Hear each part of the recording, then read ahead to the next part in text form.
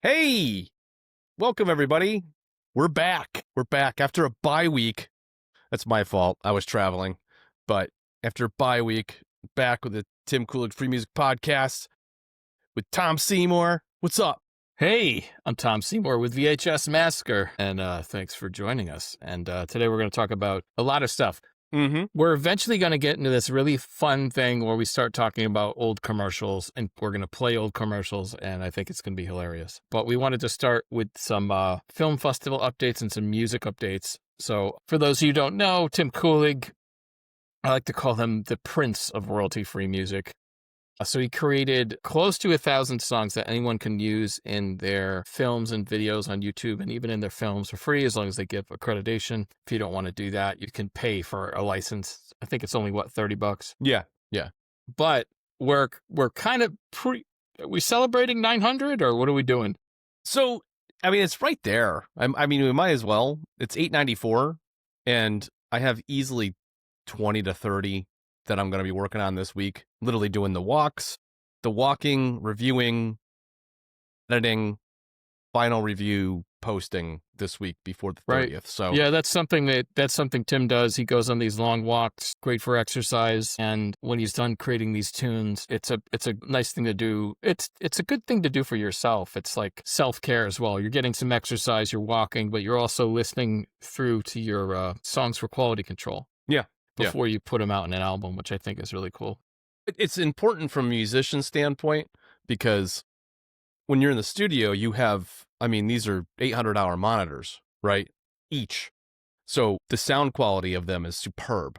But to listen to them on earbuds or in the car, or, a car, like an older car with like a so-so sound system, that kind of thing, like it's really important to hear it on different things, because sometimes you're like, the low end doesn't cut through on that. Like it's, you know what I mean? Or that whole part doesn't seem to penetrate the mix. So it's really important to get a different perspective and a different environment when you're reviewing music, because you may have unintentional negative consequences after you publish and you're like, oh, I really have to give these reality checks before I release them. So it's just something you learn over time, Yeah, I know that that recording studio that was it George Engel and Sling Sang Records? I forget the name of that studio, but they had like a really old crappy radio. And that was like one of the last things they did, was listening into it on the worst possible radio. Yeah. Just to make sure it holds together, Yeah. I mean, most DAWs today, digital audio workstations, for people that don't know what that means, and that's basically the system that I use to record everything. Most of them have a mastering function or functions that take care of most of that. So you run it through filters, you do some balancing, you fix the levels, you make sure it's in the right channel, a little bit to the left, a little bit to the right, whatever. You can go crazy and do what Apple Music likes to see, which is the Atmos release. There's a big push for that nowadays, and it's a Dolby Atmos. Like they kind of prefer that, and they'll kind of promote the music if you release stuff in that format, which I might start experimenting with this fall batch, just because the problem is you have to upload another version of it. It's a high res, that kind of thing. So, but again, the bottom line is that, there's tools to get you there, but it's a process, man. It's a process. Yeah. So Tim and I collaborate on these documentaries. You probably know them, the VHS Massacre documentaries. So the latest one's called Video Dreams, and that's about trying to get a film on the shelf at Blockbuster Video. And it's deeply personal to me. It's kind of autobiographical, but Tim's in it as well and co-narrates, and his music is in it. And so we kind of, we team up on these things, and so we're in the film festival circuit right now. First thing I would say is, like, you can absolutely do what we're doing. This documentary really it didn't really take any money. It just took time, like a year and a half of editing, because it was so much archival footage. But you can do it. That being said, we hit a pretty big landmark finally. If I could share my screen. Yeah, go for it. Let's see. I don't think I have to give you permission. Yeah, sorry, I got it. Share Instagram. All right. We got it? Yep. Okay, so if we're looking here, so we recently got selected to Cinexcess Film Festival, which is a top genre film festival in the United Kingdom, and it's actually the absolute top academic film festival in association with genre film festivals. But What would they be equivalent in the U.S.? Cinexcess would be equivalent to Fantastic Fest. Okay. And I looked this up on all sorts of search engines and with statistics. So Cinexcess would absolutely be equivalent to something like Fantastic Fest or Fantasia or Popcorn Frights, Film Quest. So in regard to genre cinema, that's a whole different list of top festivals. Then if we were talking about like film festivals, we'd be talking about like Sundance, Toronto, Cannes, things like that. But then New York Film Festival, but then the other top is independent, because you'd be surprised. Like New York Film Festival is not independent at all. Sundance really isn't either. Like there's top independent, which is like, that you're going to get into like maybe South by Southwest, San Francisco Indie Fest, So it's interesting. And then there's also top documentary festivals like Hot Docs and Doc NYC, but this is by all standards a significant achievement for Video Dreams. Something that if you talked to me a year and a half ago, as I was tinkering, I was putting together these little like vignettes, these little scenes with music and narration. I'd send them to Tim. If you can imagine how like crude it was. I mean, I was taking old VHS raw footage from films I made, films that Tim and I made like when we were like 16, 17. Yeah. At the very least, early 20s, right? Yeah. Late teens, early 20s. Well, yeah, because I was going to UConn in West Hartford with your brother at the time. So, yeah. I had to be 18, 19 for me. 18, 19, yeah, for sure. Both teenagers, Yeah. I don't know, though, Tim. The footage said 93 on it. And I was 18 at the time. Oh, you were? Okay, yeah, okay. Yeah. Yeah, that's right. You're 2 years old. Yeah, that's right. Yeah. That's right. That's right. I forgot. It's hard to... It's easy to forget because, like, dude, we've been friends for what? God, that's 33 years, 34 years. Well, also, like, when you get older, like, 2 years is absolutely nothing, you know? So you're like, oh, yeah, if I was 16 or 17 and you were 18 or 19, it's like, I don't know, kind of funny. But so anyway, but I do have to say this was, and Tim will tell you, like, I was in kind of a bad place because although statistically we're doing well, our selection rate is above 50%. This month I had gotten I think it was like 6 or 7 rejections in a row. It was just it's disenchanting, right? Like, yeah, for sure, to see that all in a row. Like, have it break up a little bit and be like 2 off, 1 on, 2 on, 1 off. Like that's a nice feeling, right? Yeah, because you feel the momentum, but then you feel like a break in the momentum when you get like a batch like that. And they were all huge rejections. Yeah. And I was like, dude, are we? So it felt like, you're stuck on this ladder dangling, and there's like, you're just looking for that solid rung to grasp. And when Cinexcess came in and they offered it, I was like, man, okay. So it was like a second chance for the film festival circuit to really open up into something special. It's not that we weren't doing well and winning, but like this changes things. So I really, thanks to everyone at Cinexcess, Yeah. So, and that's the 4th one in the UK that was an official selection for this film, Video Dreams, and for this festival run. So the exciting part about that is like even though we have some disappointment that we saw with the several festivals that we got rejections from, we're seeing a trend with this one, and the trend is different markets are really resonating with the film, Yeah. right? And they're really important markets. Like we're doing well in Italy and in the United Kingdom and even in Spain, Poland. But like if you think about really important in France, we're killing it. We won Cine Paris Best Director. We won Halluciana Paris, France. We were a finalist at World Film Festival in Cannes. That's 3, 3 right in France. 2 in Italy. Torino Underground is a major underground fest there. Equivalent, some say, to Chicago Underground. It's like definitely like a for underground fest, it's legit. But the biggest thing I like to joke around about is that this concept of so we played at in the United Kingdom, Black Sunday Film Festival. We have the Spirit of Independence, which is a British Independent Film Award qualifying festival, a very important festival that we're going to play very soon, coming up in late September.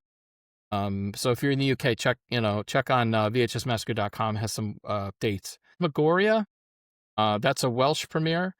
And then Sin Excess, I think, is London. Anyway, we'll have more information on that. But that's like four UK festivals. And I'm like, so my delusion is that I'm pulling a reverse Christopher Nolan. So when Christopher Nolan, given he was probably 20 years younger than I am, but when Christopher Nolan made The Following, the story goes that he couldn't get much foothold into the film festivals in the United Kingdom. He couldn't get into any of the big ones over here, but he submitted to Slamdance over here. Eventually he gets into Slamdance. They really dig The Following. If you haven't seen The Following, I actually think it's one of his best films. I love that film. So resourceful. It's such a great film. So that played in Slamdance, but then that opened the door. It did so well.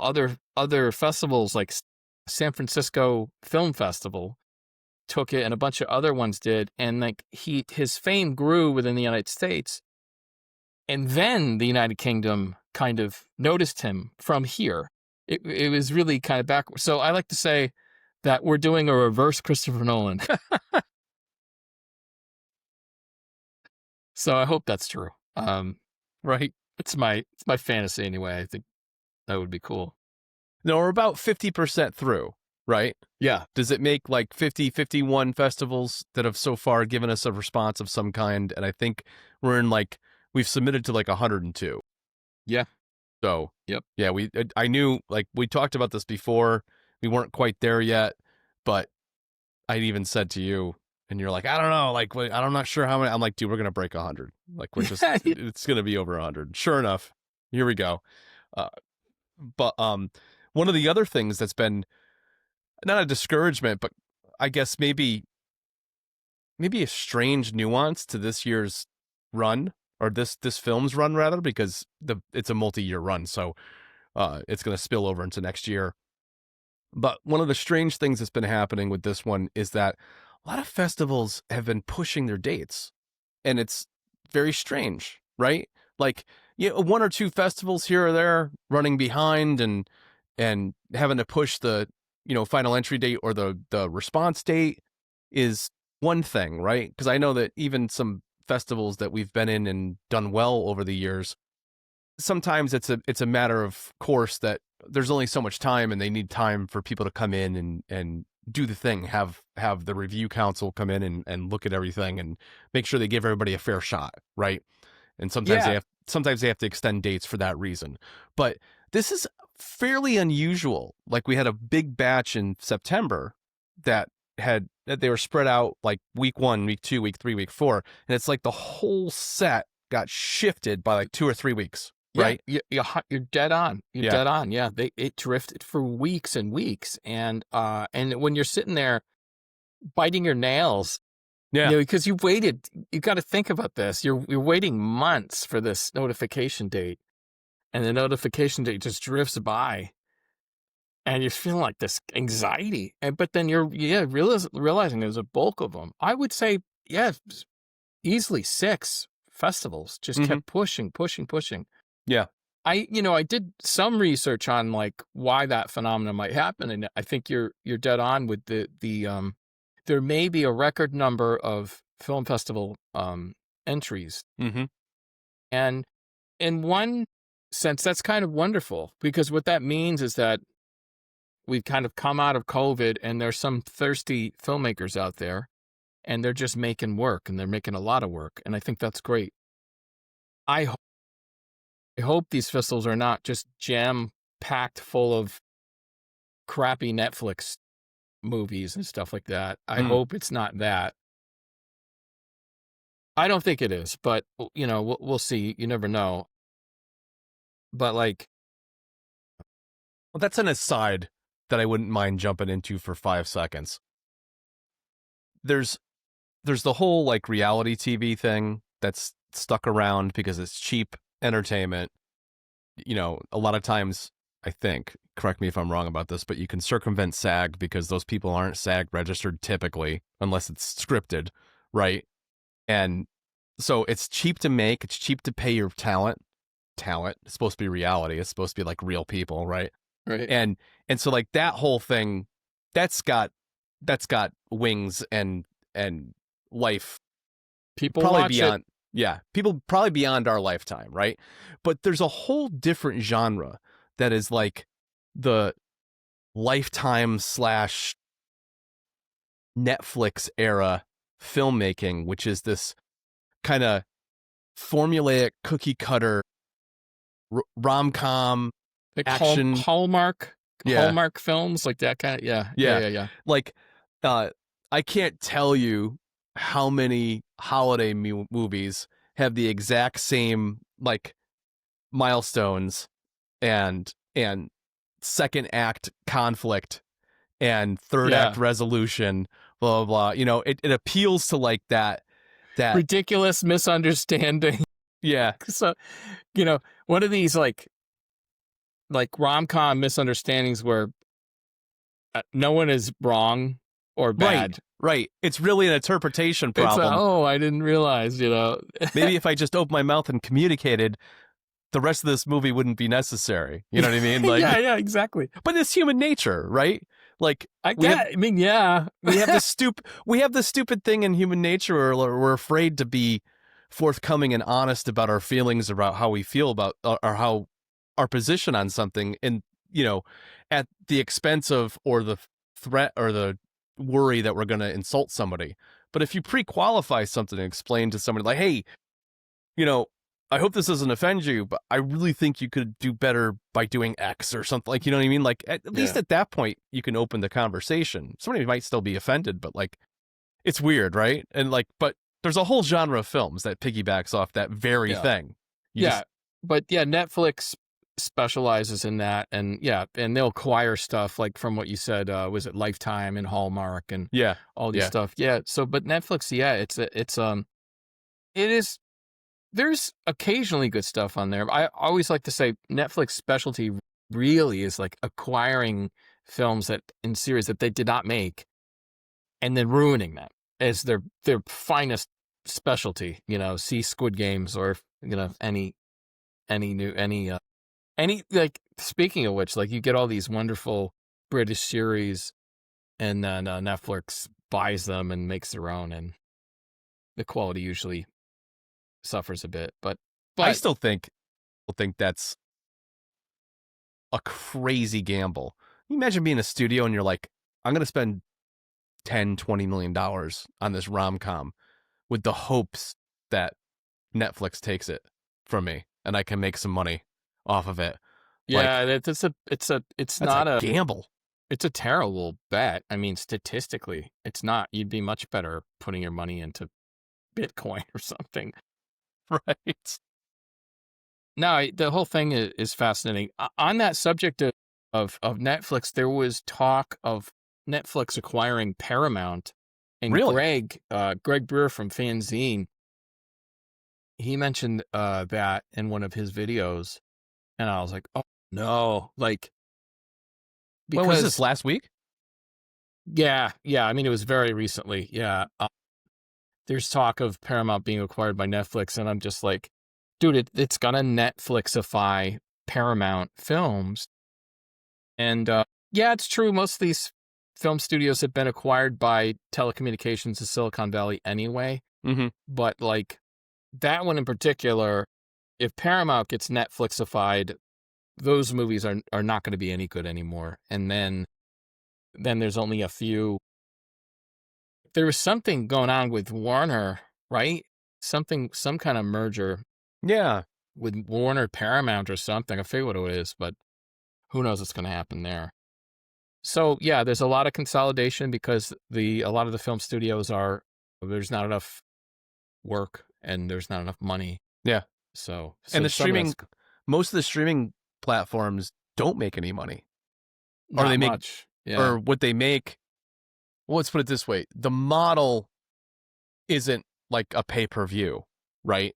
It's subscription based. So the idea is you build a subscription basis foundation, and then it changes the rules as far as royalties and payments to the talent and the director, producers, that kind of thing, because instead of it being in perpetuity, it's now one shot, right? Like classic example is the salaries paid to like lead actors in Don't Look Up, right? I think DiCaprio and Jennifer Lawrence, their salaries are like 12.5 million. But that's it.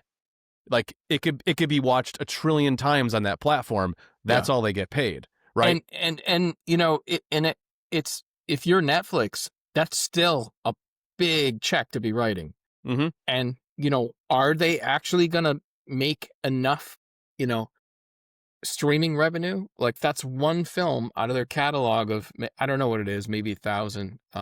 That might not be right. I'm not sure their catalog number, but like, you know, just smeared out. And so, yeah, it's kind of a mess. We had talked about this before, but like, I was very fascinated by the digital rental and purchase window. That's the thing that they call transactional purchases. Okay. So this is like, I'm on Netflix. Superman just comes to Netflix. I have to pay $20 to it. Mm-hmm. And maybe 25 to own it. You're not really owning it. 25 to have a... Well, there's a whole discussion we can have on that. Yeah. After this. Until with no end date, let's call it. Yeah. But so that window, my biggest curiosity was like, how much money is that? You know? And lo and behold, it's like maybe 10%. Mm-hmm. There was only like, I think Wicked had one of the biggest transactional windows at home, which was like 12%. So now that's... is it simultaneously released in that option and the theater? Because it was around the holiday. Yeah, that's a good question. I don't know. A lot of them are in a gray area. Like for instance, Superman, it still might be in the theater now. It's definitely like down to almost no screenings, but Superman, you could buy it home and you could go to the theater, but it's always towards the very gray end. And that's the kind of carrot they dangle. It's like, well, you could watch it at home right now, you know, but that only adds, let's say in a blockbuster, I would imagine 10%. Yep. So if Superman made 600 million, it's only going to add an extra 60 million. Now that's not nothing. I'll take 60 million. But you know, as the profit becomes smaller, if the film only made 100 million, that's an extra 10 million. You know, it's actually far less than I thought. Yeah. But it also functions as a last-ditch effort to promote what's in the theater currently, right? So Yes. I can understand that from a marketing perspective. It's like, hey, you can still see this on the big screen, If you're too lazy to do that, or you just want to watch it on your own home screen, have at it. It's still going to cost you. It'll probably cost you more because some people have like those AMC passes or whatever, and you can get into non-premiere movies, that ones that have been in the theater for several weeks on like certain nights, and pay like $5. Like, believe it or not, like AMC has like a thing with that. So you go on those discount days, it's like a matinee price discounted. You know, Ryan and I do that all the time. We'll go, and he's got like an AMC thing, and me and him and his wife will go see something for like less than $20 for the three of us. Yeah, like that's absurd. great. It's unheard of, right? Yeah, so all this stuff is fascinating. That the transactional purchases are not. That's not enough money. I don't want to say it's nothing, but it's not great. Mm-hmm. So then after that window, you essentially get. I mean, there's probably some cable and TV deals probably still exist, but again, that's just like scraps. I mean, there's not a lot of money there. I mean, cable's dying. And so then really you're just left with streaming. And I imagine those deals are just brokered with whatever service they're going on to. But it's actually a problem for Disney because their movie, they have a big movie in the theaters. It rotates on to Disney Plus. Mm-hmm. They're not getting any extra revenue because it's all their existing subscriptions. Only thing they're doing is sustaining their subscription base. Well, if they don't maintain an exclusivity and they continue a licensing deal with, say, like Netflix and Amazon, that kind of thing, there is opportunity there. Plus, that's true. Plus, you can piggyback off of that, and not just like, it might be available on Prime and it might be available on Netflix as like a Netflix core movie for a limited time, or for a license period of like maybe 6 months, something like that. It's typically that's what it ends up being. But then more advancedly, it's, you don't have a subscription to Disney Plus, but you buy a digital copy of, say, Wicked at a discount, and now you own it for $10 on Amazon. Now, the argument there is that there's like, I think it's currently happening, but there's a class action lawsuit against Amazon right now because there was a woman that had an obscure series that she had bought on the Amazon platform, and it was digital. She bought it digitally, and it suddenly disappeared.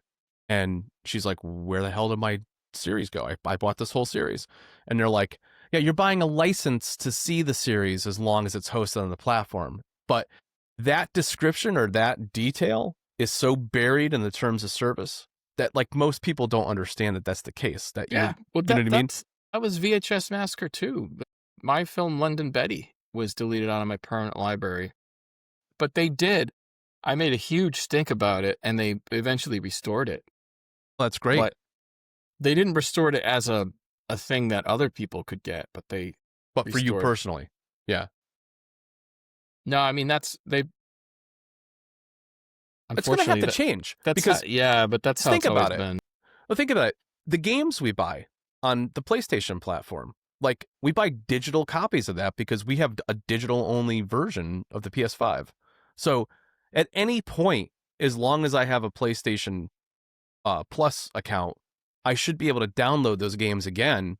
They exist in the cloud whenever I want to play it again or whatever. I probably never will, but I have the opportunity to do so because I purchased it, Well, yeah, and there's a bigger problem with well, it's not a bigger problem, but like there are certain games on the PS4 that were released, and the game is not actually on the disc. It's like a certain percentage, like 20-30% of the game is on the disc.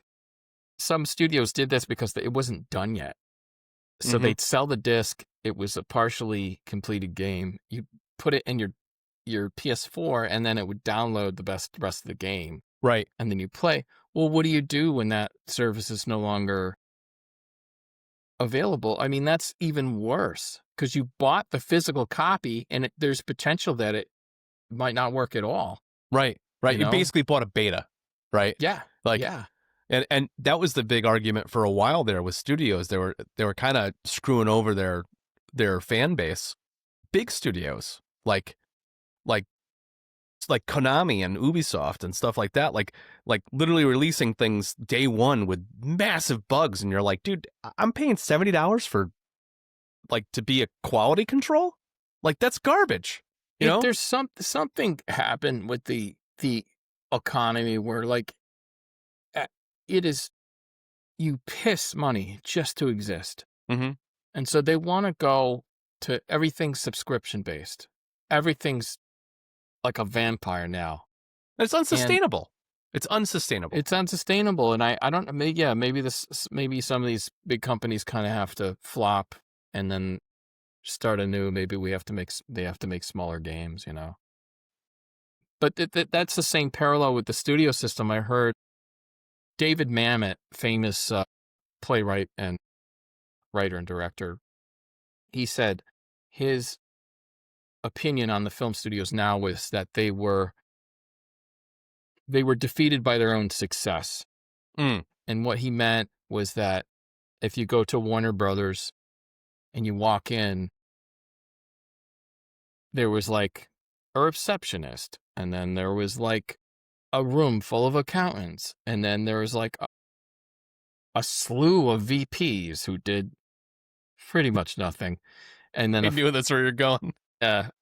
Slew, not that all some VPs are awesome, no disrespect, but basically you had so many employees that the stakes became just unimaginable. So it's no wonder they had to make these billion-dollar films.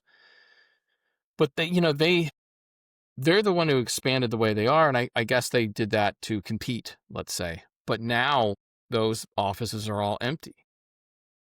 Yeah, I mean, that's the sad path of bloat, right?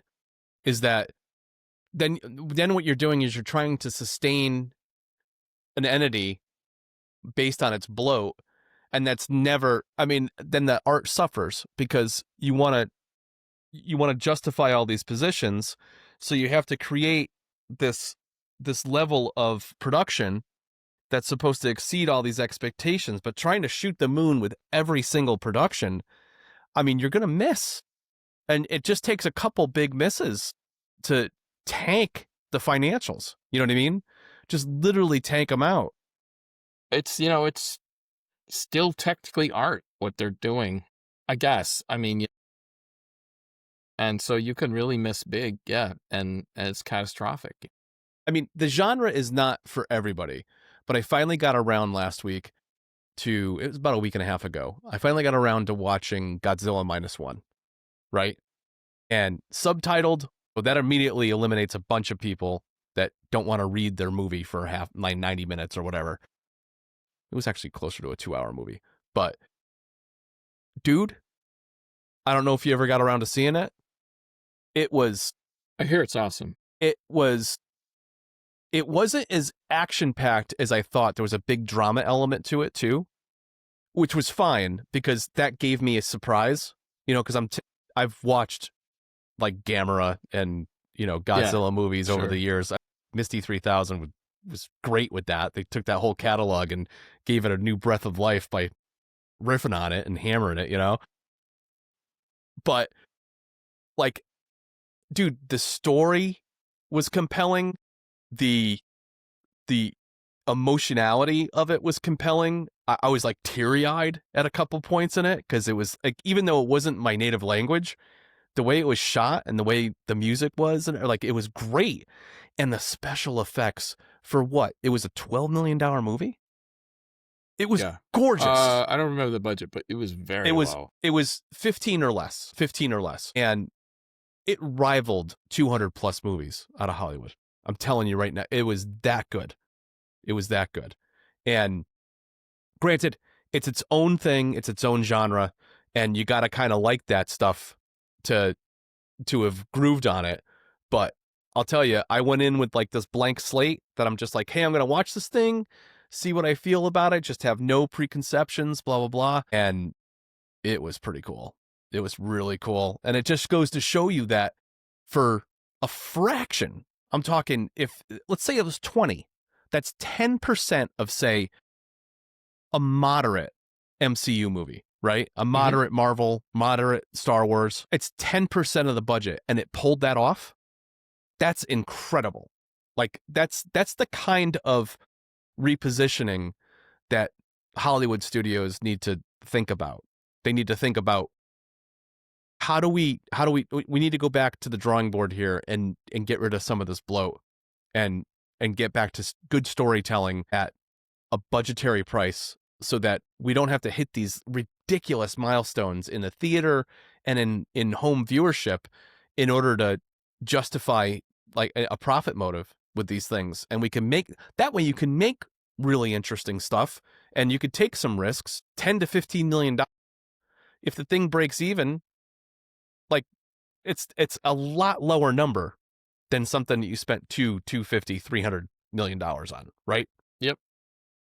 Yeah, I mean, there's a lot of stuff that happened. One thing I don't think people talk enough about is how advertising got splintered. Like, internet comes along, it's creating a whole new realm of places you need to advertise, and like, there's no like silver bullet of where to advertise.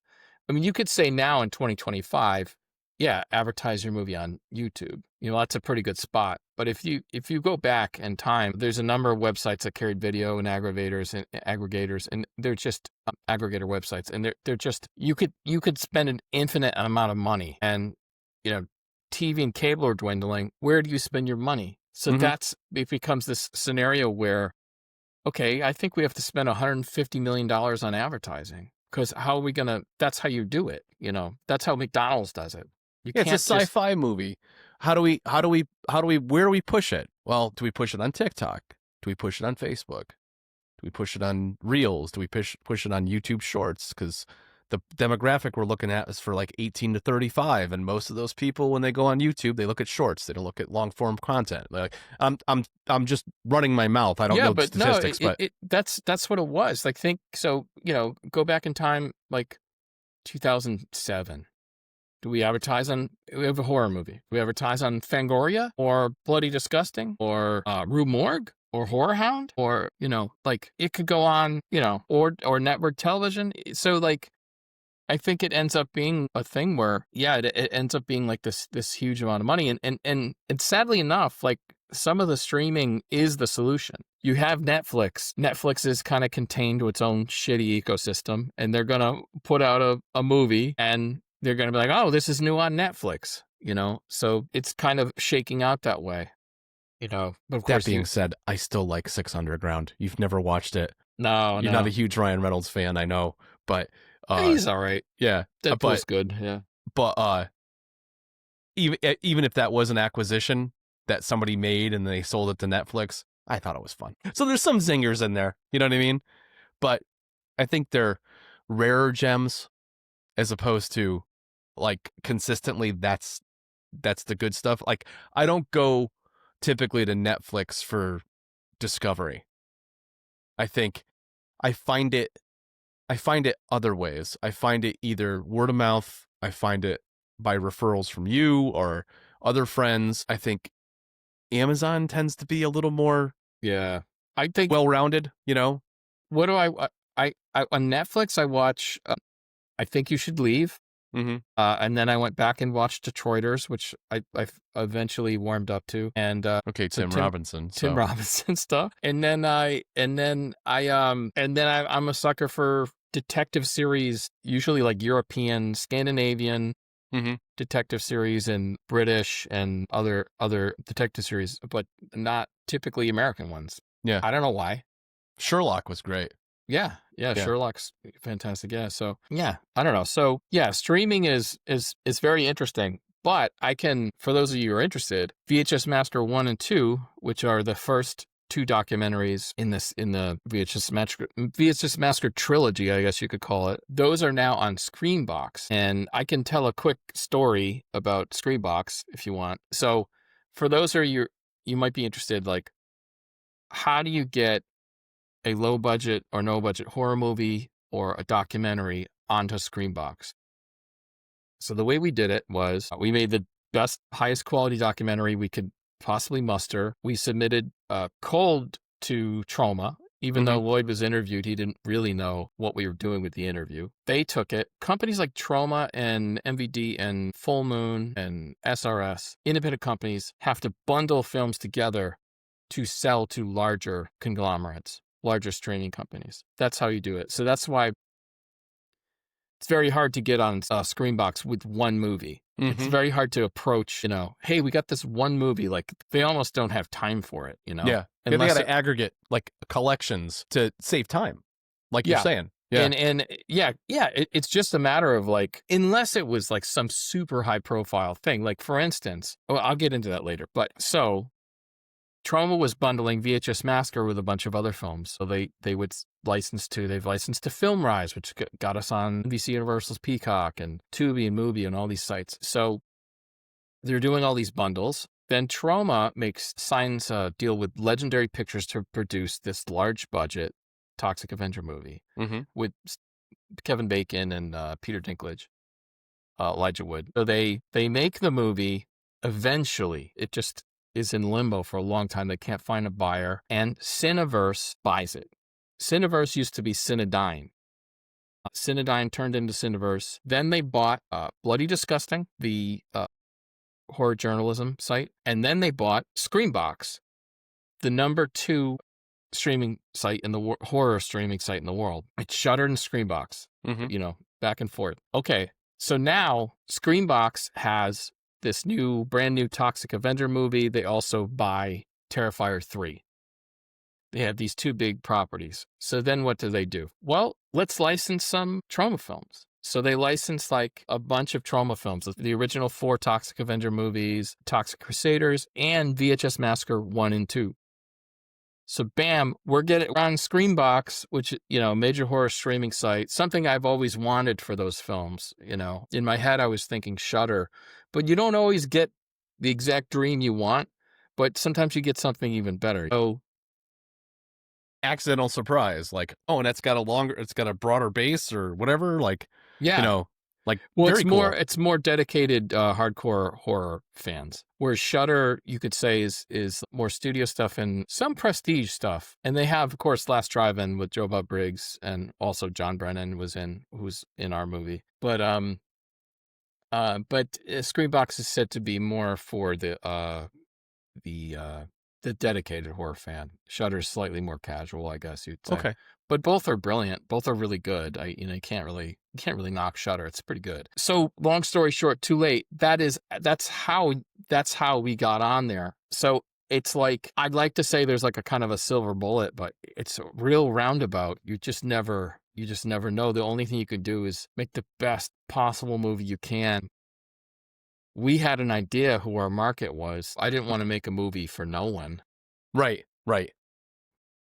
Yeah, I think it's an important thing to remember that, it's real easy to be like, well, if you try to pigeonhole your art, now you're editing as you're creating something, and that just takes away from the whole thing that you're doing. But you kind of want an audience. You want to know what the end goal is going to be. Like, I have an end idea in mind when it comes to the horror that I write. I know exactly the different people that I'd love to have use it, and that kind of comes through in the creative process.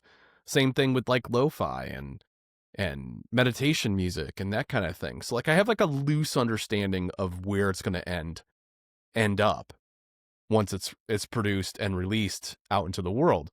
And I think that's important, but it shouldn't be the defining factor either. Like, if you want to play and mess around and bleed into different genres when you're doing horror or this or that, like when I was talking to Kelly a couple weeks ago, he had brought up this idea of doing horror combat music. And I'm like, okay. Because he's doing like, I think he's doing either, forgive me, Kelly, but it's either a Vampire the Masquerade campaign or a Call of Cthulhu, and both of which are like dark. Yeah. But also involve, it's an RPG. So there's character play, and there's also battles. You know what I mean? So having a genre-based battle theme, super important, because it's going to make you feel like you're in it, and it's not going to bounce you out and have this like epic orchestration that may or may not fit the you know what I mean? The campaign. So, Yeah. so this is why I bridge and cross over genres oftentimes, is because there's a little element that needs to be incorporated into something, that a kind of genre that I do, and you kind of have to push it, right? You kind of have to play and push it.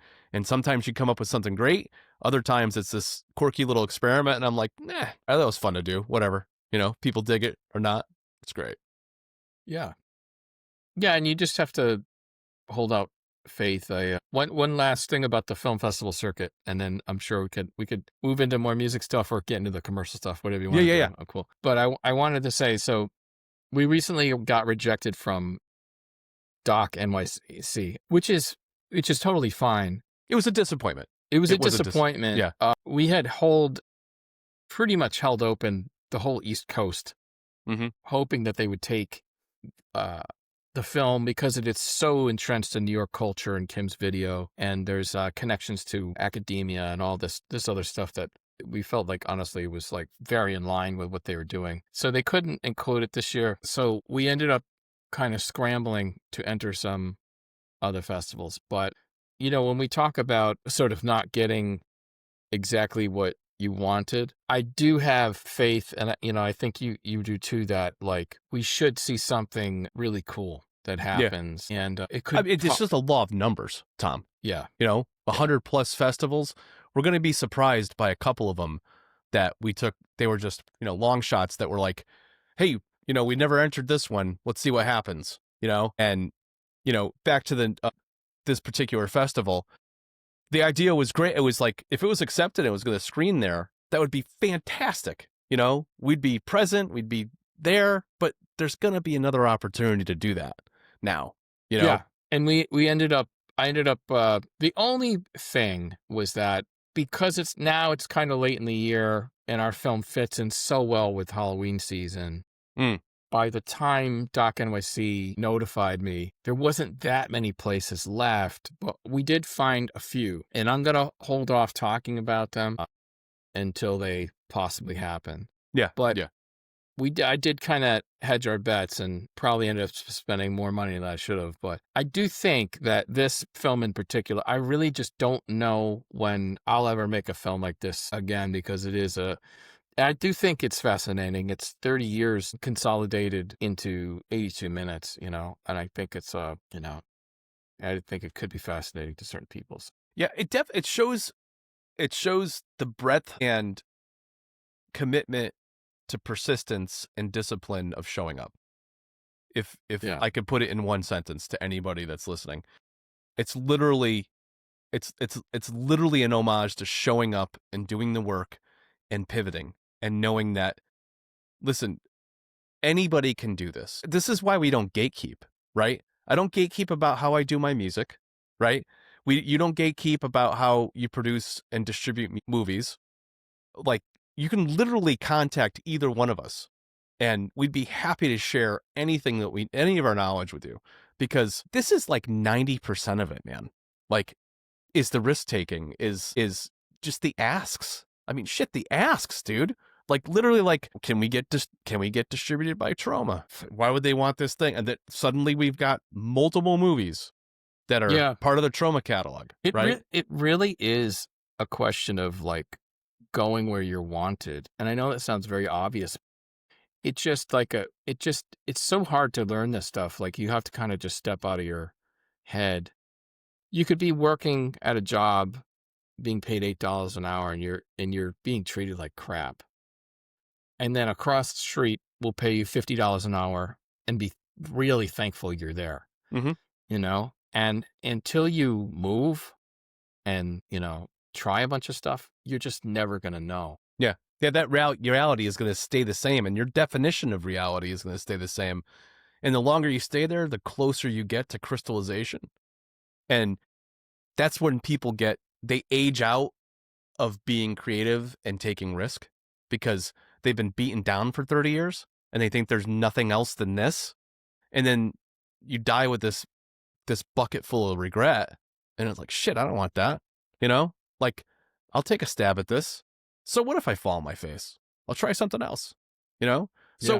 So what if this particular film, but in this case, I don't think that'll be the case because it really does show the process, and it's very emotional in some spots. Like we really share that. And I mean, dude, that's a testament to your editing and your authenticity with the narration and everything. You're literally like, dude, how many times have we just wanted to be like, fuck it, I just can't, like, Yeah.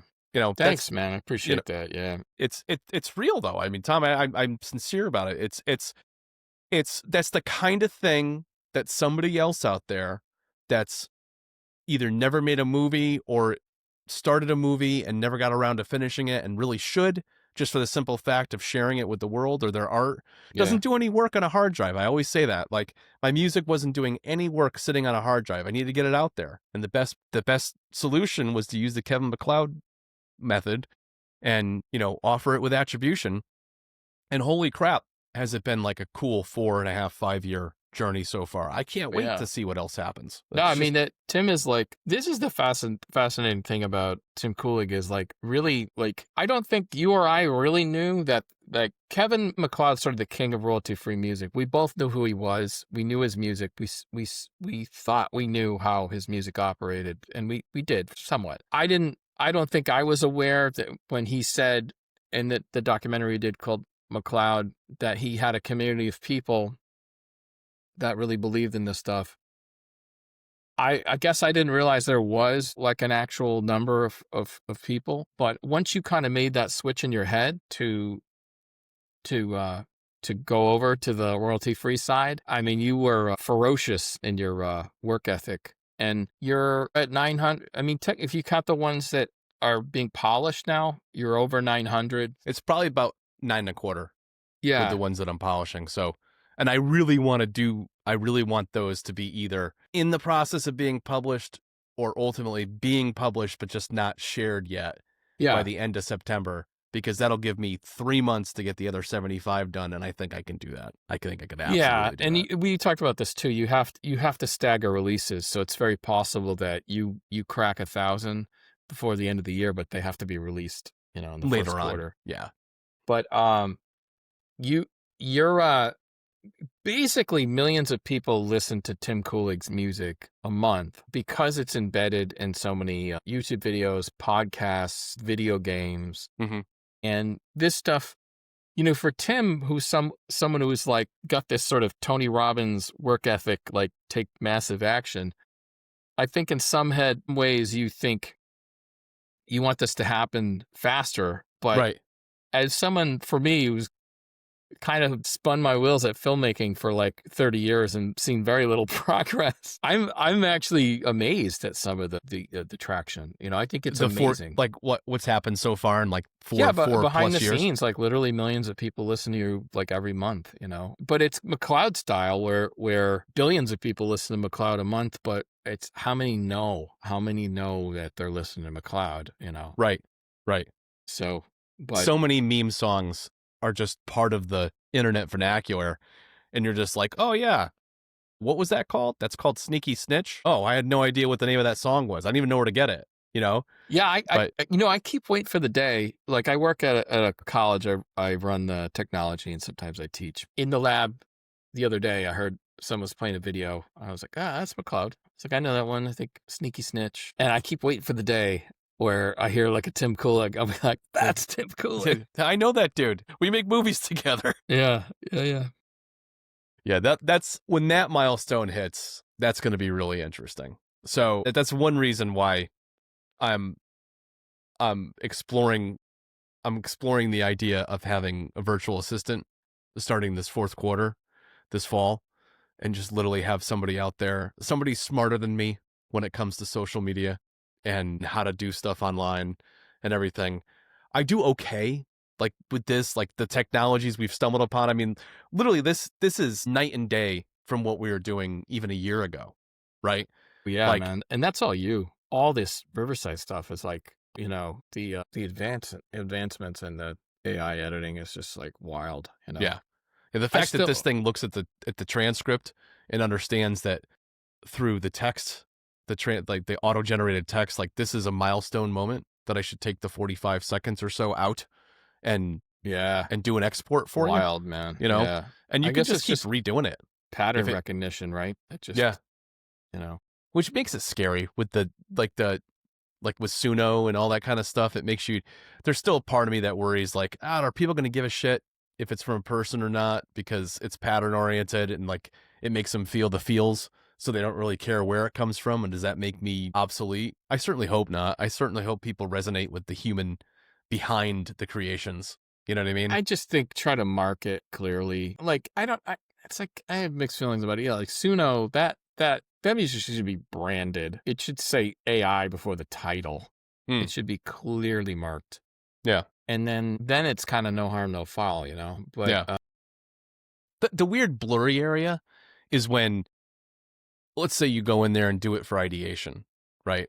And it gives you a full polished piece and you export it and you're like, I don't really give a shit about the whole thing. I kind of like the drums and the melody. So you extrapolate those two things out and then you plug it into your DAW and, select a drum instrument and you select a synth instrument and then you alter the notes a little bit to do the melody exactly the way you heard it in your head. It's not quite right, but you change it. At what point is it not AI at that point where you're bringing in some other instruments yourself and you had this idea, and let me be clear, I'm not doing any of these things right now, but my brain is trying to understand, yes, this is a new technology. Yes, this is a new tool. How much of it is a tool that helps me express myself versus just doing it on its own? You know what I mean? I think you could figure out a legal interpretation. And I think you could, like, for instance, in screenwriting, I believe this is correct. If a screenplay is copied like 60% verbatim, you can sue that person and say, that's my screenplay. You stole it. If it's word, 60% of it is, so you can make that case and you could sue, so I think you probably could establish some kind of statistic that made sense, but I do think categories could be important. Like you just have, especially where things like the Grammys and stuff like that, you have like I don't know how you'd market. You have to think about labels, but essentially purely human made. And then you have like a hybrid category, and then you have like an AI category. Or it reminds me of like professional sports, like the Sammy Sosa thing. Like I don't know, most people listening to this probably don't remember this, but it was back in the 90s or early 2000s. Sammy Sosa was a baseball, probably still, he's not anymore, but was a baseball player. And didn't he have like an asterisk next to his Hall of Fame or his record because he had an enhancement, like drug enhancement? He like there's sports. Barry Bonds. Maybe it was Barry Bonds. I'm sorry, maybe was it's not it Sammy Sosa. McGuire, and then Mark McGuire. Barry Bonds, Mark McGuire. They had milestones in their career that they have a record of so many hits, so many home runs, so like whatever statistic, and at some point, and I don't know if it still stands now, but they had like an asterisk next to it. It's like, yeah, you got this, but you had enhancements. You had, HGH, you had this, you had that, like, you know what I mean? And I personally have no problem with that. Do it up, guys. Yeah. Go for it. Well, I want to see the highest level of competition possible. I want to see somebody clear a home run over the green monster over in Fenway, I'm like, go for it, guys. But But where do you draw the line, right? Where do you draw the line? I think you draw it at something similar, something like, if it's over 60% AI, given people will not follow that. They'll ignore it. They won't be honest. And certainly if you're talking about film studios or record labels, of course they're not going to be honest, There's a whole thing going on right now where I've read the cursory level articles about this, but there's this underlying conspiracy, and I think it has some basis in truth, that literally on a corporate level there are artists showing up on Spotify, maybe even like encouraged by the platform and the platform's owners, that do the thing, right? They're a pop artist, they're a boy band or whatever. They're not fucking real. They're not real. There's some character art and whatever on the thing. They do not exist. They Yeah, don't and tour. eventually, if they get big enough, they'll pull a Milli Vanilli, which I feel bad for those guys now. I know, because they weren't bad like that. Like even like we are good singers. He's like, you know, he had that interview, and they're pissed because they're like, dude, we did this to like break out, and now we're laughing stock. But they were actually talented. It's really the whole thing is when you actually hear about the thing, it's just kind of sad. But because one guy took his, unalived himself, which sucks. It's not cool. I mean, like, but they'll. I mean, who knows what they'll do? You know, it's like, you know how Daft Punk, they wear these big space helmets and they're in front of a, DJ turntable. I imagine that kind of stuff happens a lot. You'll have a fake artist and they'll just get up there and there'll just be lights and lasers everywhere. And it'll just like, be like, and it'll be they're not like, doing anything. It'll be like when Lloyd Kaufman has the Toxic Avenger at Comic-Con, he'll just be like, who's getting in the suit today? Jim, you're getting in the suit? Okay.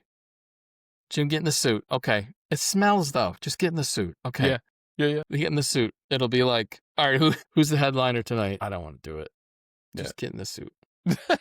Just pretend. Just do the thing. Yeah. Okay. Just twist knobs, People will believe it, Yeah. All right, dude, you want to do some commercials? We could. Let me just hit the genres that are coming up before we jump into the commercials, because I want people to know what's happening. I gotten out lo-fi, I've gotten out glitch. I've gotten out, and glitch is as of today, September 20th. That's TSA Tenacity. That's out. That's on my website. It's on SoundCloud, and it's on Pixabay.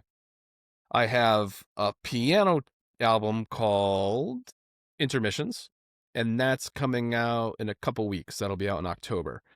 Now, in addition to that, I've got a space album in the works, some more synthwave, and probably some more horror. I think that's going to be the trifecta, because with Halloween right around the corner, I'm going to do some of my traditional horror stuff, but I'm also going to do at least EP of like kid spooky stuff, because I have never gotten around to stuff that's a little light and fun and and so I think you have one or two tracks like that, which I really enjoy. I think we used them in Monster Kill.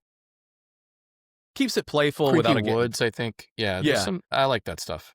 It's not too dark. You can play with it. It'd be like something that like a parent could have playing in front of their house on Halloween, right? Without scaring the dickens out of like a 3 or 6-year-old or whatever. Exactly, you know what I mean? Like, oh, I don't want to go to that house. The hell? Yeah. So like that's part of it for me. I think think Scooby-Doo.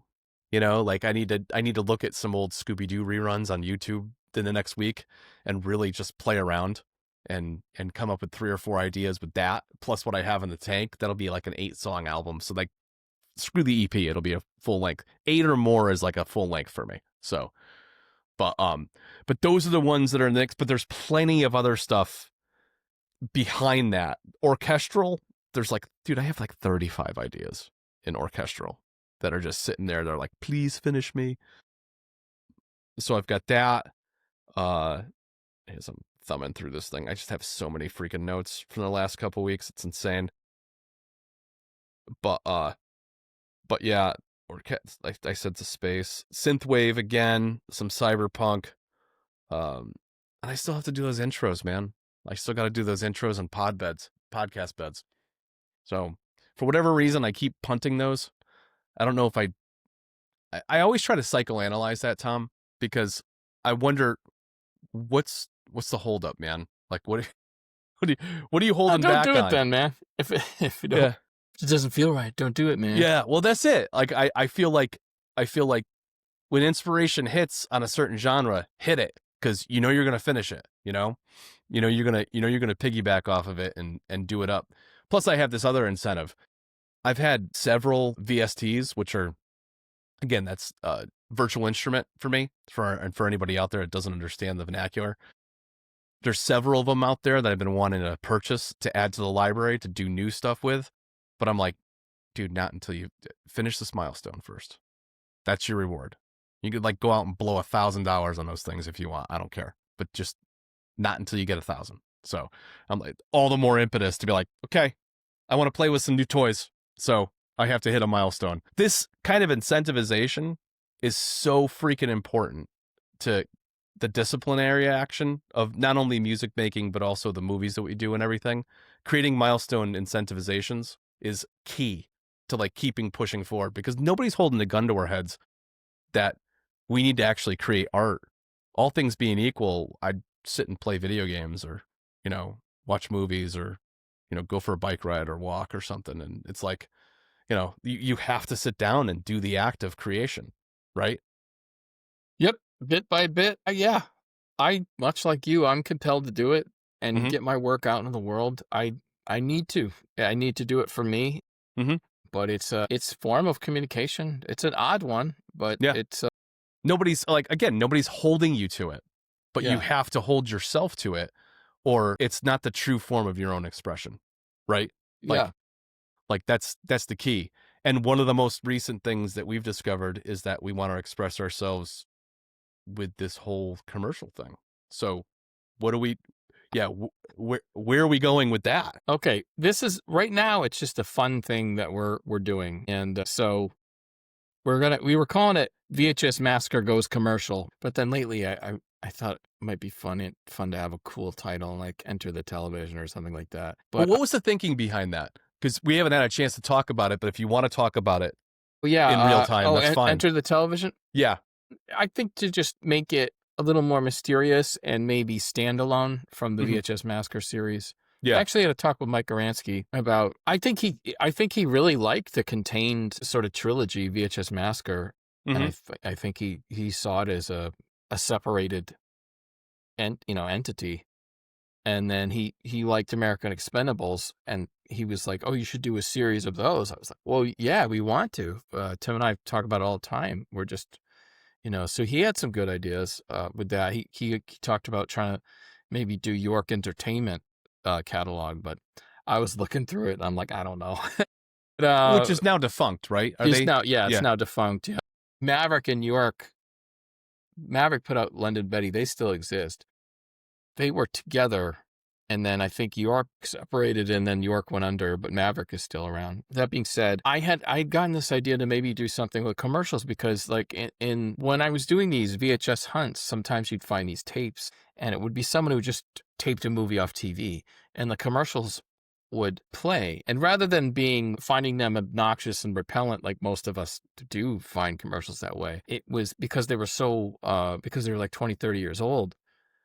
I was absolutely fascinated by them. Some I remembered, and then some you're just like, why is his hair like that? Why are they using this coin of phrase? What? And they're like, okay, I guess this type of music was popular. Okay, why is that acceptable? And so like you end up trying to examine these things, and they are fascinating. And Marshall McLuhan, who's this media guru and professor in Canada, I think Toronto, and he thought that commercials were the best new art form.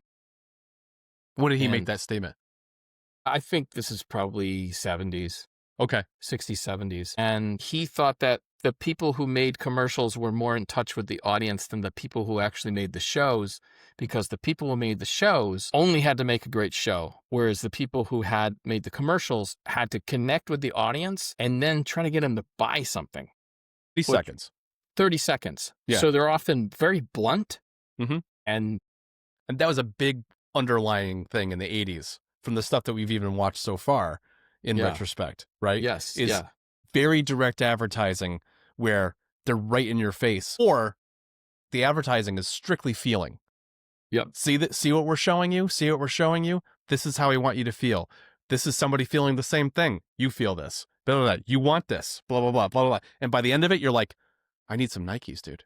I got to get it done. Yeah. I got to get it done. So it's absolutely like the term galvanized cultural window. It's certainly like a potent cultural window in a truncated time. So they're really fascinating. So I had a few I wanted to share. Nice. So this is technically VHS Massacre Goes Commercial 2A, because it's going to be like a mini, just a couple. Like, we're not dedicating this one to it, but we're also, this is interesting stuff. Yeah. So Yeah. I'm I looking might for- actually piece this out. I'll piece this out as a separate video. that's fine. We can do that. We have the technology. We have the technology. Okay, I'm gonna share this screen. Okay. Now share this tab instead. Okay, am I going here? Yeah, I can hear Am it. I going? Am I going? Is this working? Can you hear me? Can you hear me? Okay. All right. So let's talk about economics right now. Okay. So federal unemployment rate in the 80s was like 4.25%, right? I think the federal rate today is like 7 something an hour, right? Like, nobody pays that. I mean, not any of the states that I have lived in or know of or whatever. There might be some deep South states that still adhere to some of that as a basis if the cost of living there is low enough. That has not met with inflation. No. Okay. No. Okay. Like, the amount of money you have to spend to feed yourself, to house yourself, to clothe yourself, to put insurance behind you, everything else is absurd, right? We are being pinched. We are being pinched. And just looking back in time, I always thought our baby boomer parents or whatever were crazy. Like, when I was your age, I could buy a pack of cigarettes for $0.25. Yeah. You know, and that disparity or whatever. And it's like, okay, well, all right, Einstein, like, freaking, wages have increased over time. So in essence, you're paying the same amount. Okay.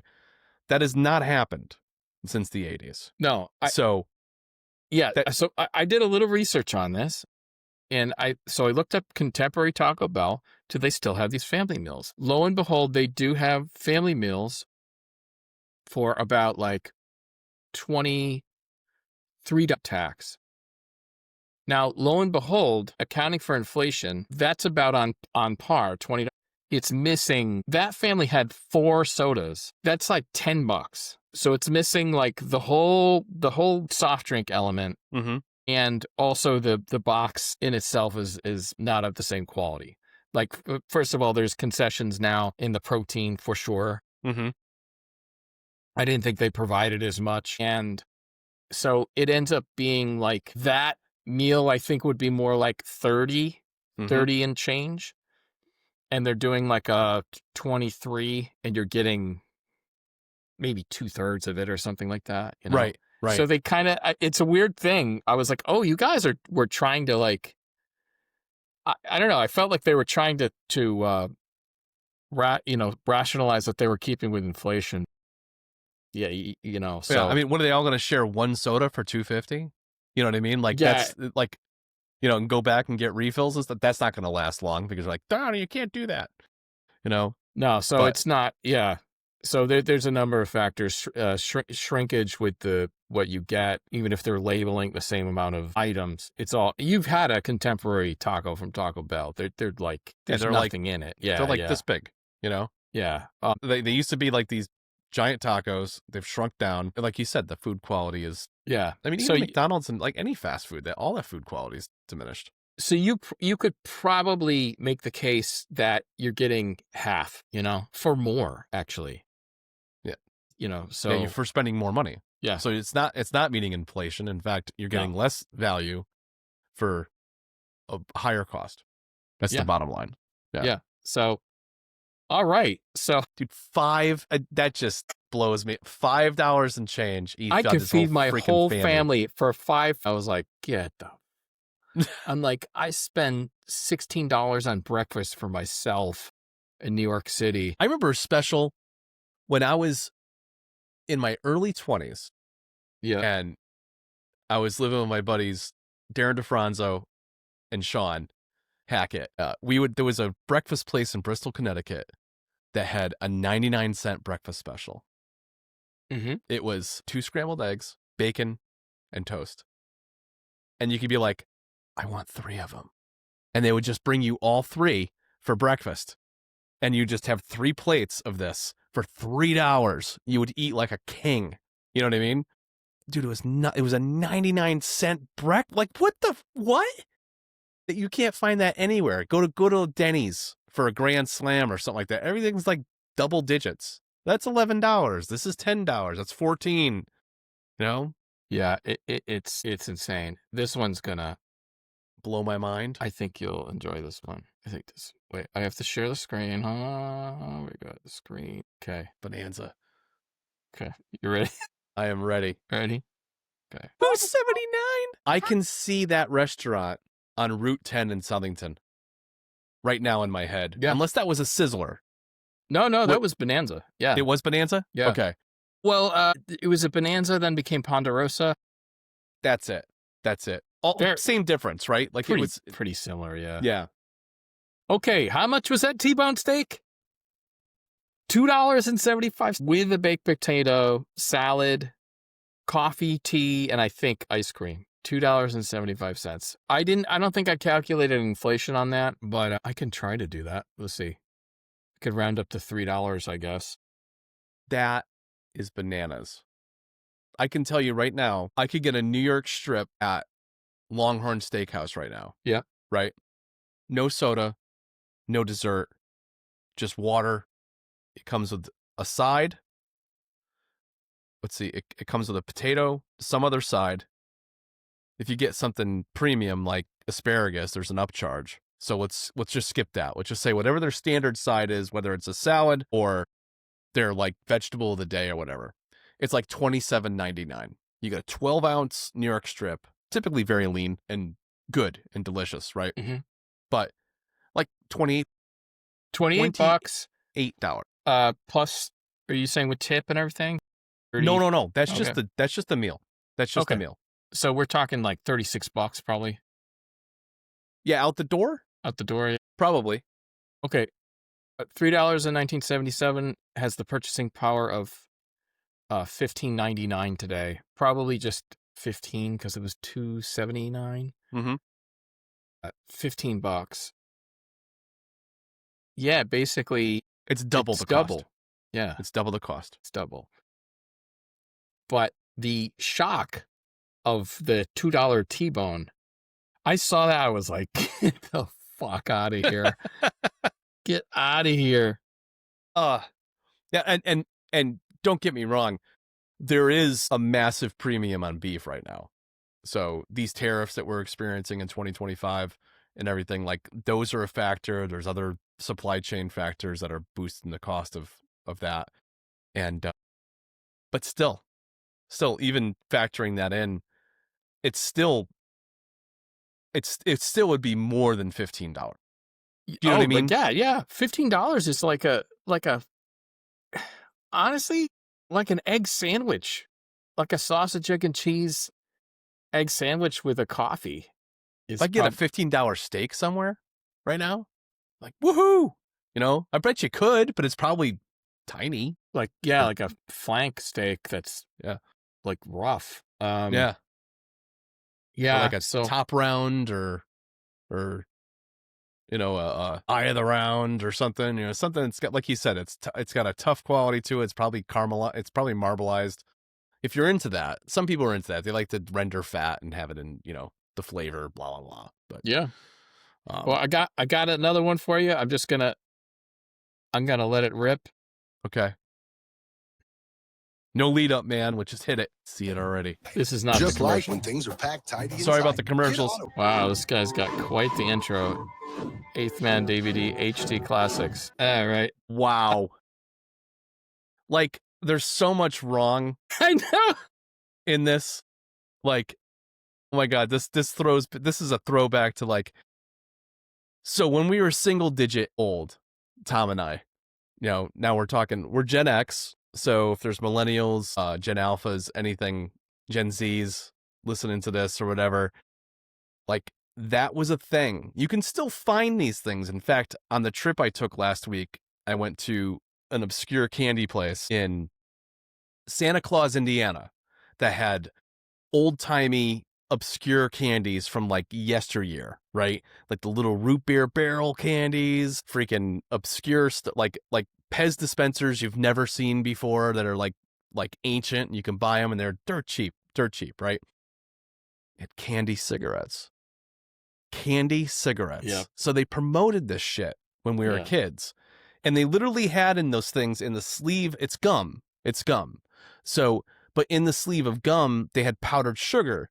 So like as a kid, you'd like push on it and it would look like you were smoking. So literally they were training you to smoke, right? Yeah. Yep. Like the whole smoking industry, Philip Morris was like, let's get them before they can even buy them, you know? But Yeah. I knew kids, myself included, on a couple of rare occasions that the parent would drive up to a convenience store or whatever and be in the car with it idling and send their kid in with money and purchase cigarettes on behalf of their parent. Like you'd get arrested for that today. Like anybody came in there and witnessed that happening, you'd lose your license to sell cigarettes like that. But it's insane to me that it was permissible to advertise in this way because it's clear who they're advertising to. They're not advertising to an adult. They're advertising to kids, you know? Yeah. It's nuts. And what is the message? Message is it's healthy. It's not only not bad for you, it's like clean and filtered. And look at this, you know, the white filter. Oh, he's going through the whole gamut of like why it's a good cigarette and, you know, what makes it taste better than other things. Winston tastes good like a cigarette should. Like I knew that phrase from my childhood, notwithstanding the freaking, sexist overtones of that whole thing. For sure, yeah. You know? Yeah, it just, and you said it right, just like whatever you'd say, a litany of bad behavior. It's just like normalized bad behavior, you know? I started thinking about that, and I'm like, I'm just trying to get into the mindset of what people were thinking at the time. And I guess it's like the rationalization is that they're Barney and Fred. Fred.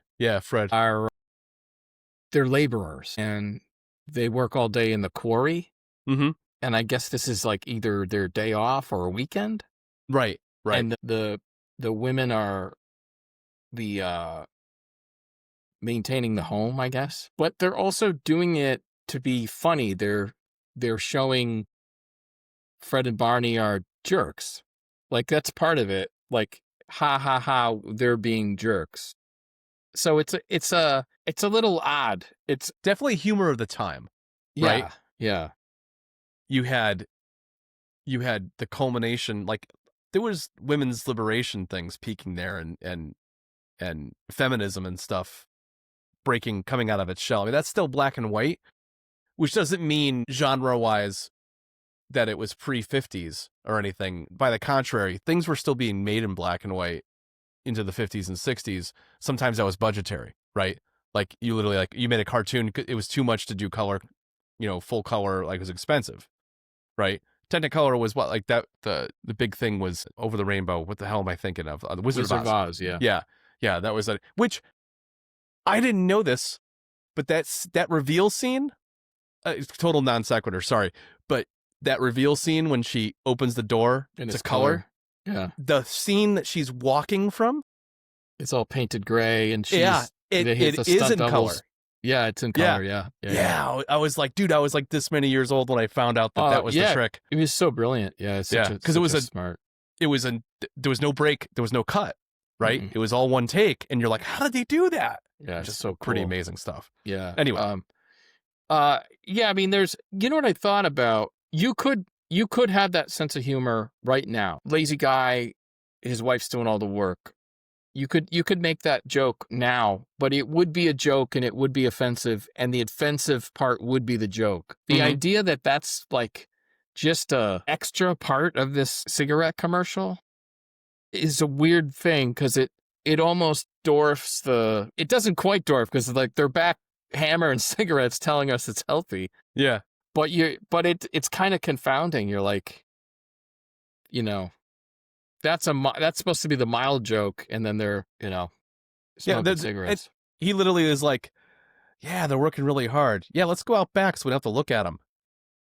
Yeah, it's like, fuck. Like, what like what? What? Yeah. Like, so how about appreciating your significant other for hammering out some freaking chores on the weekend? But that is the joke, that they're shitty, you know? Like they're not making that joke. It's an odd thing, right? They're like, we're shitty. We're going to go back. Without the right juxtaposition, yeah, it could just be like, you're just totally sexist.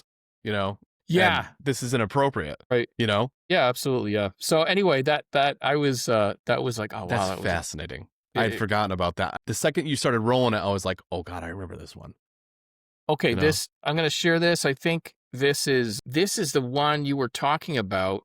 I think the first time we couldn't remember exactly what show it was. Mm-hmm. So I'm going to play it first, and then we'll describe. What you doing? Okay. So as a regrettably former smoker back in the day, which I can openly admit that there was a period of time in my life where I did indulge in that. I can tell you this, they never taste good. They're disgusting, and it's a filthy, awful habit, and never pick it up because it's just, there's no benefit. There's no benefit. You think you're like the benefit, really, what they try to push that in those cases, but commercials after that evolved into like, you look cool. I mean, the movie industry was All about that. heavily lobbied to include it for the cool guys, and the cool people on screen. And it's not cool. Lung cancer isn't cool, kids. And also the like I used to really enjoy occasional cigar, which I don't anymore. But like, and they would taste good, but the buzz that you would get, like you'd always pay for it later. You'd feel like Poisoned, crap. right? Yeah. Just a few hours later, it would start to seep in. You're like, oh, dude, I don't feel good. There's always a price, so it's not worth it. But yeah, so I brought that one up because we had a discussion that the first time we were doing this VHS Massacre Goes commercial, and you had said that the commercials used to be embedded into the TV shows. Mm-hmm. And I looked that up, and that was one that was directly embedded into the TV show as if it wasn't a commercial. Yeah, and those are Beverly Hillbillies, right? Yeah, Beverly Hillbillies. Yeah. So that was the we were like, what was that? That was it, Beverly Hillbillies. And it was blatant. Like, so whatever the plot point was of the show was interrupted by this freaking advertising that went on for like 3 minutes. It reminds me of the first season of I Think You Should Leave with T.C. Tuggers, right? Yeah. And like the principal comes down the hall, and you got these two teenage kids they have some kind of like conflict that they're getting involved with, and they're talking about, and he interrupts the conversation, but then it goes on unbelievably too long about this goddamn shirt, and then like the episode's over, and like that's all they talked about, right? Yep. Like none of the real episode drama came out because they put this in the place. I imagine that happened, right? Like they're like, well, we got to fit in these 2 or 3 advertising elements, and I guess we're paying a lot of money. We got to get our money's worth. So and the other thing too is like, did Granny in the following scene, Granny's probably just smoking a regular pipe again. It's not like she's chain smoking cigarettes in the series after that. Right. So that's funny. And then also Granny in generally is probably a 45-year-old woman. She's probably like not an old person at all. Like it's funny, similar to the Golden Girls. Those were all middle-aged people, Yeah. Looking back in retrospect, we thought they were ancient. Turns out our generation just looks different. Like it's just the styles are different. Yeah. Yeah. Hair is different. Styles are different. Yeah. Yeah. And they kind of aged you more, right? Like heavy facial hair that's unkempt, clothing styles, the style of your hair, like made you look ancient, One theory is stress and dehydration is one theory. Well, if you go back far enough, I'm not talking about Beverly Hillbillies. You went back 100 years, stress and dehydration possibly. But but I don't know. People could be watching this 50 years from now and think we look ancient. Yeah. God damn it. Yeah. Yeah. It's probable, actually, right? Yeah. With anti-aging and stuff like that. Sure. They'd be like, why did they... We could be looking at ourselves and be like, why we look so old? We had some like new tonic. Why did they pick late 40s, early 50s? Why didn't they just stay at 35? You know what I mean? Like it's a choice later, But So I thought that was fascinating. You got one more? I have one more. It's short. And it has nothing to do with anything. This one is... That's a good setup, Tom. I think that's perfect.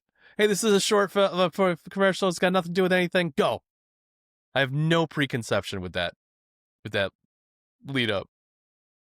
It has nothing to do with anything. Yeah, hold on. Let me get it set up. All right. What the? Christ. God. Dude, that's like if Cyberpunk sucked, you know? I was like, holy shit, that's a lot of stuff. Yeah, Yeah. that was my instinct. And that also felt like the commercial before the Running Man, you know? Like, Yeah. it had that feeling. It had that Running Man feeling where like it was just like really cheesy commercials. And they were doing that in real time in the 80s not as opposed to some like ironic musing 20, 30 years into the future. You know, that was like they meant that commercial.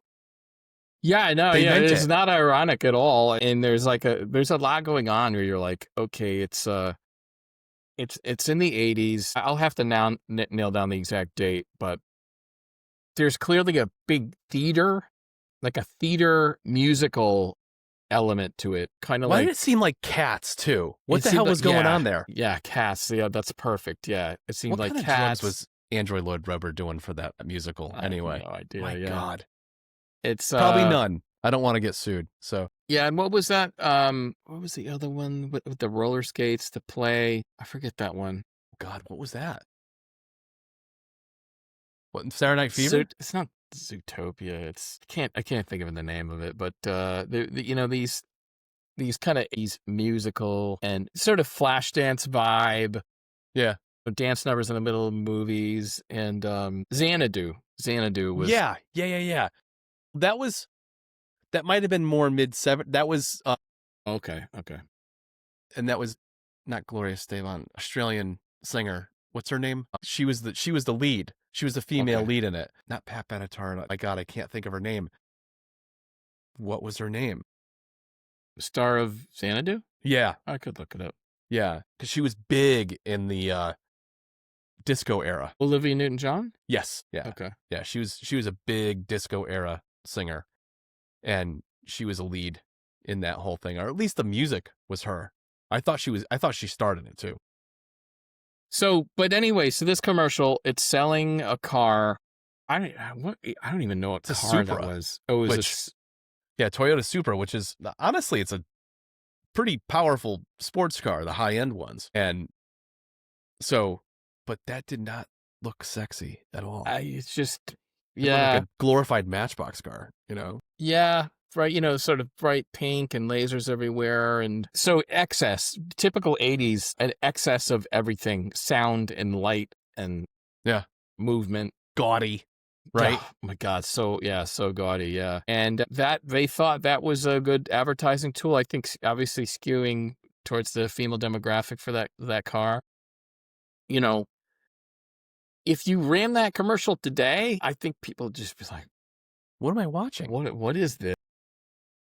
Or maybe interested in it because they thought it was ironic, right? Yeah. And it was retroly ironic on purpose. So the message is, buy this car and your life will be like that. Yeah. Full of lasers and dancers and a pink sports car. The end. Yeah. You know? End. Yeah. Interesting, I thought. That's pretty well. That's the last one I found, and I was like, that is a bit much, was my reaction. Yeah, let's end on that one. Holy crap. That's amazing. Well, it just reminds me, like, between this and the last time, there's going to be plenty for us to aggregate into something. And we're going to find more gems, I'm sure.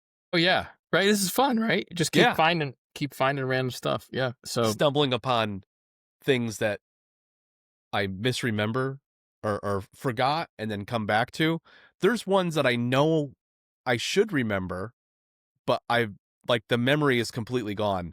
And then there's a sliver of it that I'm like, yes, I remember like that show or that commercial or whatever. I just don't remember the details anymore. And then to come back to it, it's like you're rediscovering your past. And then in watching it, you're like, that's not even close to the person I am today. And I can't even relate to it anymore. Like, that's the weird thing that happens with nostalgia like this is you rediscover something that has no basis or place in your reality anymore. And it feels incredibly foreign. At the time, I'm sure we didn't think anything of it, right? It just was. But now looking back on it, it doesn't, because it's not timely, it's not classic. It's not something that can go from generation to generation and feel like normal. It now feels out of place and awkward and strange. Yeah. You know? It's detached from the zeitgeist. It's connection. That's the thing too, right? These commercials have connectors.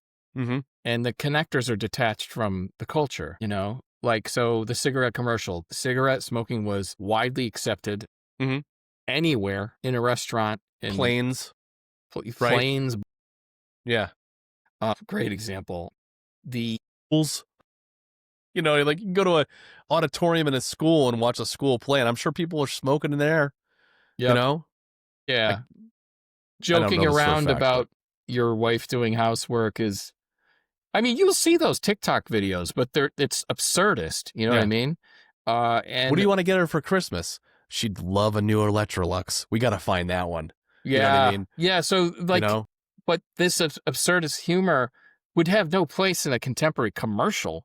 No. You were going to try to sell commercials. That's the last thing you would do is make it about, you know, gender or something, you know? But like, I don't know. I'd have to examine that. There could be an angle where that could work.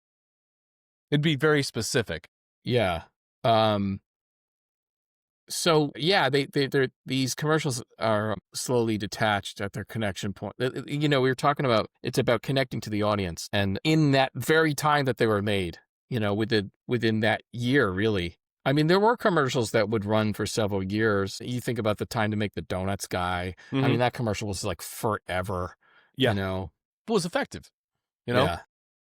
It was effective. And really, until people started saying like, yeah, you probably shouldn't eat donuts every day. You know? Right. Yeah. You know, or multiple donuts every day. Now, granted, there are times that I get like a 6-pack and I'm like, yeah, well, they're going to go bad. I'm going to have one. There's like no bad calories. There's just like total Well, yeah, the calories food pyramid, right? Yeah. The food pyramid is like, dude, eat grain all day. Yeah. Carbs and grain. Just eat carbs and grain and sugar all. Well, yeah, 30 years later, they're like, oh, the diabetic epidemic and the obesity epidemic, come to find out, all that shit, if you overeat it, just turns to fat, and it's not great for your arteries, you know? No, yeah, it's absurd, but yeah. So anyway, I think this is going to be a lot of fun, and I think we'll keep going with this, and I think, you know, there's a lot of, we haven't even delved into fast food yet, right? Oh no, we did Taco Bell, but we didn't do, like, we could do Wendy's, Where's the Beef? There's all sorts of stuff we could do, you know? Yeah. The Where's the Beef thing, that was a long-term thing in the 80s too. The Noid from Domino's. Yep. That was a big thing. So, but yeah, I mean, today's been kind of a kitchen soup because we had to play catch up a little bit on various things and then sneak in this stuff as well. But it's good. It's good.